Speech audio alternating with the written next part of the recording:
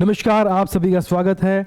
मैं हूं नमन परसाई। आज हम पढ़ने वाले हैं करंट अफेयर के अंतर्गत एक सुप्रीम कोर्ट का फैसला आया है रिगार्डिंग ईडब्ल्यूएस।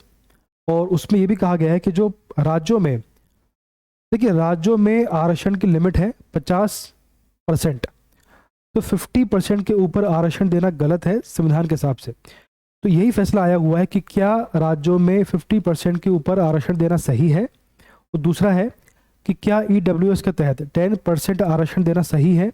क्या आरक्षण का आधार आर्थिक आधार हो सकता है, यानी रिजर्वेशन का जो बेस होता है वो आर्थिक हो सकता है, क्या फाइनेंशियली बेस पे आरक्षण देना सही है संविधान के हिसाब से। इन सारी बातों पर सुप्रीम कोर्ट का फैसला आया हुआ है। अब देखिए क्या लिखा हुआ है। ये ऐतिहासिक फैसला है। इसमें सुप्रीम कोर्ट की संविधान पीठ ने कहा है कि 50% की सीमा फिक्स नहीं है बल्कि फ्लेक्सिबल है। जिन राज्यों में 50% से ऊपर आरक्षण दिया गया है वो सही है, क्योंकि वो जो लिमिट है वो फ्लेक्सिबल है, वो लचीली है, वो फिक्स नहीं है। आर्थिक रूप से कमजोर वर्ग को मिलता रहेगा आरक्षण। ईडब्ल्यूएस यानी इकोनॉमिकली वीकर सेक्शन के तहत जो 10% आरक्षण दिया जा रहा है वो मिलता रहेगा, संविधान के खिलाफ नहीं है। ईडब्ल्यूएस संविधान के खिलाफ नहीं। तो बेसिकली हम आज 3 टॉपिक पर डिस्कशन करने वाले हैं। पहला है आपका ईडब्ल्यूएस। ईडब्ल्यूएस जो है उसके तहत जो 10% आरक्षण दिया जा रहा है तो वो सही है या नहीं है संविधान के हिसाब से। क्या आरक्षण का आधार, क्या रिजर्वेशन का आधार आर्थिक होना चाहिए कि नहीं होना चाहिए, सारी बातें। और क्या आर्थिक आधार होना सही है या नहीं। और तीसरा है कि आरक्षण 50% से ऊपर होना चाहिए कि नहीं। जो रिजर्वेशन है राज्यों में 50% से ऊपर होना चाहिए कि नहीं, क्या ये गलत है या सही है। तो इसी के आधार पर फैसला आया हुआ है, इसी के रिगार्डिंग फैसला आया हुआ है सुप्रीम कोर्ट का। तो 5 जजों की बेंच में ये जो 5 जजों की बेंच ने फैसला दिया, इसके जो हेड थे वो थे आपके यू ललित, जो अभी पीजीआई हैं। तो इनकी बेंच ने फैसला दिया है। रेशो था 3/2 का। 3 जज इसके फेवर में थे, 2 इसके विपक्ष में, इसके विरोध में। ठीक, 5 जज हैं justice Dinesh Maheshwari, justice Bela M Trivedi, justice JB Pardiwala, justice S Ravindra Bhat और justice chief justice U Lalit. अब इनका फैसला क्या है, कौन पक्ष में है कौन विपक्ष में, इसके पहले हम जानते हैं कि ये जो केस की बात हो रही है इसका इतिहास क्या है, इसकी शुरुआत क्या हुई, बेसिकली कब क्या हुआ, इसका इतिहास क्या है, सारी बातें देखिए। यह है कब क्या हुआ, जो बेसिकली केस का इतिहास क्या है। तो इसकी शुरुआत होती है 2019 में, 8 जनवरी को उसकी शुरुआत होती है। कब होती है? 8 जनवरी को उसकी शुरुआत होती है। कैसे होती है?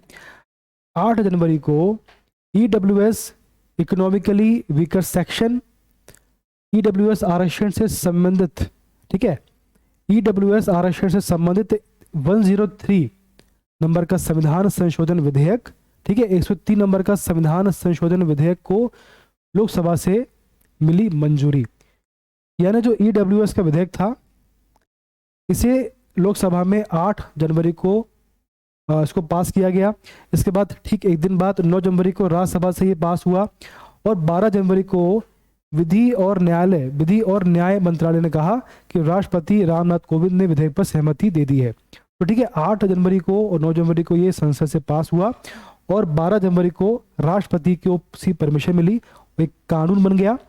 और फरवरी के महीने में, ठीक है, जनवरी में पास हो गया और फरवरी के महीने में नए कानून को लेकर सुप्रीम कोर्ट के सामने चुनौती दी गई कि भैया ये गलत है, आर्थिक आधार नहीं होता है रिजर्वेशन का।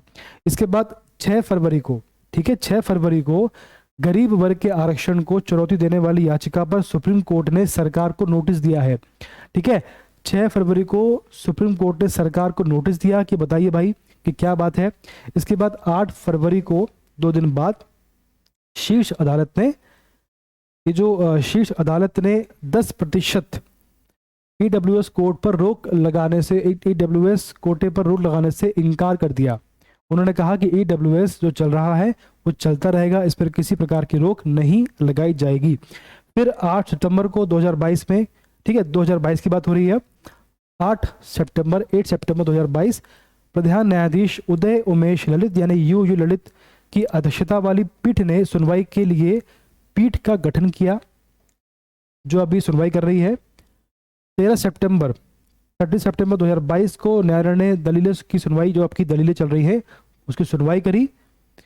न्यायालय ने दलीलें सुननी शुरू करी, सुनवाई शुरू हुई और 27 सितंबर को सुप्रीम कोर्ट ने ईडब्ल्यूएस कोर्ट पर आदेश को सुरक्षित रखा, मतलब फैसला ले लिया, सुरक्षित रखा। और 7 सितंबर को यानी कल की बात हो रही है, तो 7 सितंबर को सर्वोच्च न्यायालय ने 3-2 के अनुपात में बहुमत से नौकरियां और दाखिलों में सामान्य वर्ग के गरीबों को 10% आरक्षण प्रदान करने वाले कानून की वैधता को बरकरार रखा। उन्होंने कहा कि भैया 10% आरक्षण देना बिल्कुल सही है, इसमें कोई गलत बात नहीं है। तो बेसिकली 8 जनवरी को शुरुआत होती है और 7 नवंबर को उसका फैसला आता है।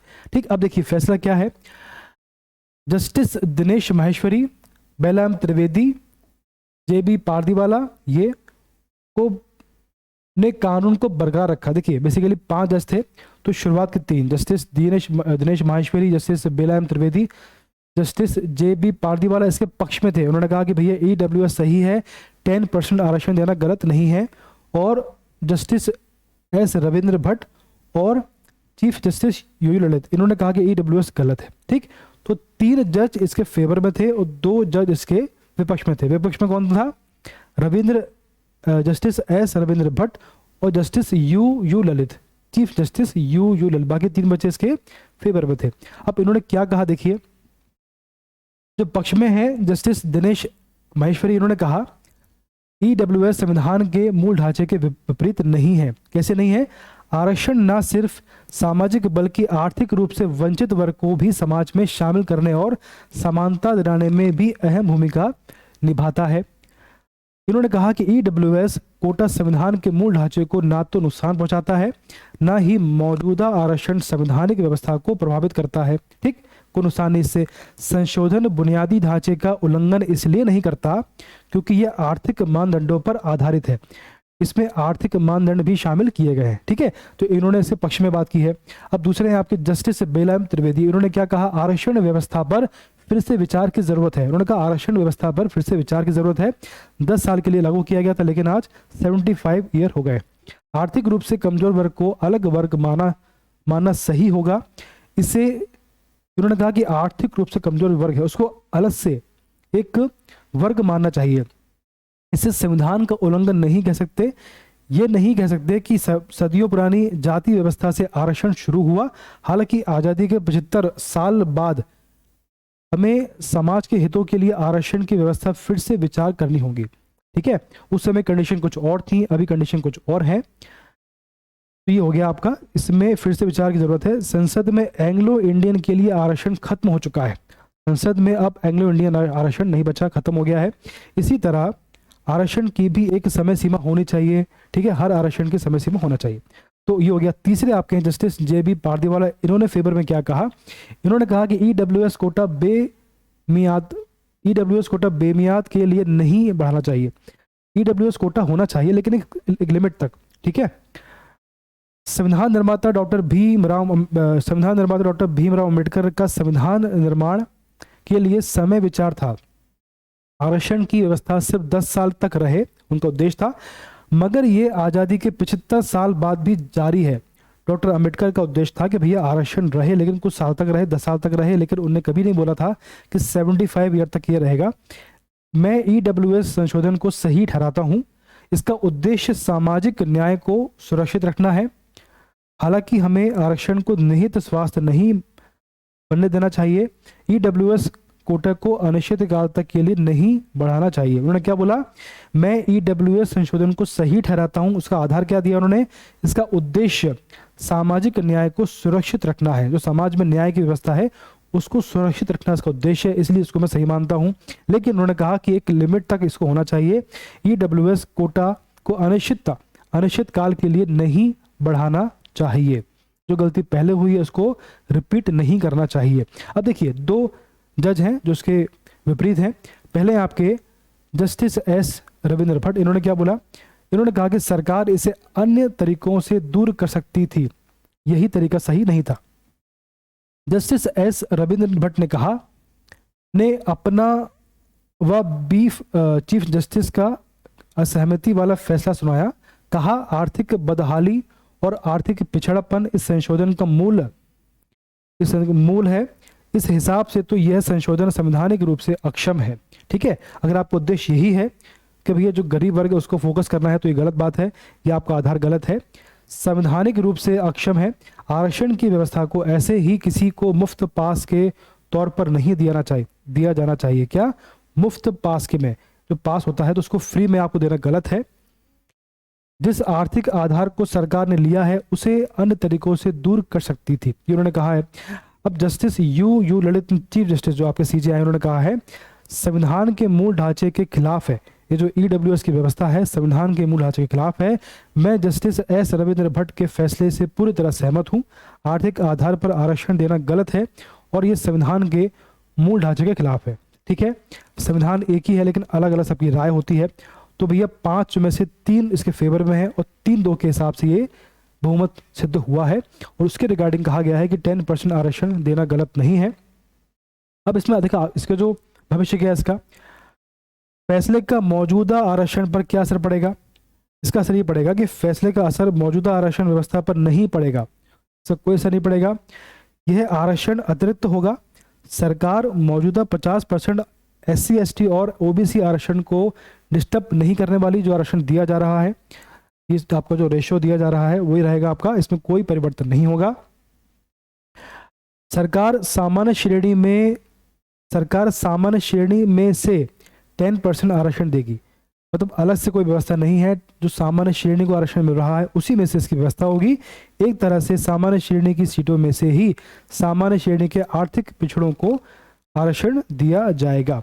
अगर सीट आपकी 100 आई है सामान्य के लिए तो आपको 10 सीट होंगी आपकी ईडब्ल्यूएस के लिए। ये बात क्लियर है आपको। चलिए अगला प्रश्न है कि इसमें SC ST OBC शामिल होंगे या नहीं होंगे ईडब्ल्यूएस में। तो इसका आंसर है ऐसी मांग का कोई तार्किक आधार नहीं है, कोई तर्क नहीं इसके पीछे। ईडब्ल्यूएस कोटा सामान्य वर्ग के आर्थिक रूप से पिछड़े वर्गों के लिए है, ठीक है, ना कि बाकी लोगों के लिए। इसमें SC ST और OBC के गरीबों को इसलिए शामिल नहीं किया जा सकता क्योंकि इस वर्ग के गरीब लोगों को तो पहले से ही इस वर्ग के लोगों को पहले से ही जातिगत आरक्षण व्यवस्था के तहत आरक्षण का लाभ मिल रहा है। इन्होंने कहा भाई देखो सिंपल सी बात है कि जो SC ST OBC हैं उनको पहले से ही लाभ मिल रहा है आरक्षण का, तो ईडब्ल्यूएस में सिर्फ उनको शामिल किया जाएगा जो इकोनॉमिकल रूप से वीक है। ठीक है, बात क्लियर है आपको। अब चलिए अब थोड़ा सा जो आर्टिकल आया है इसको पढ़ लेते हैं। देश में अब आरक्षण वर्तमान में कितना आरक्षण है। ईडब्ल्यूएस को 10% आरक्षण दिया जा रहा है, अभी ऐड हुआ है। OBC के लिए 27% की बात हो रही है। SC है 15% पर और ST है 7.5%। ठीक है, इस प्रकार से आरक्षण की व्यवस्था वर्तमान में है। सुप्रीम कोर्ट ने सोमवार को आर्थिक रूप से कमजोर वर्ग ईडब्ल्यूएस को 10% आरक्षण दिए जाने के केंद्र सरकार के फैसले को बरकरार रखा है। शिक्षा संस्थानों और सरकारी नौकरियों में आर्थिक रूप से पिछड़े सवर्णों को 10% आरक्षण मिलता रहेगा। चीफ जस्टिस यू ललित की अध्यक्षता वाली 5 जजों की बेंच ने 2019 में किए गए 103वें संविधान संशोधन की वैधता को चुनौती देने वाली 30 याचिका पर सुनवाई आई है भैया। ये 30 याचिकाओं पर 4 अलग अलग फैसले दिए हैं। बेंच ने कहा कि आर्थिक आधार पर आरक्षण संविधान के मूल ढांचे के खिलाफ नहीं है।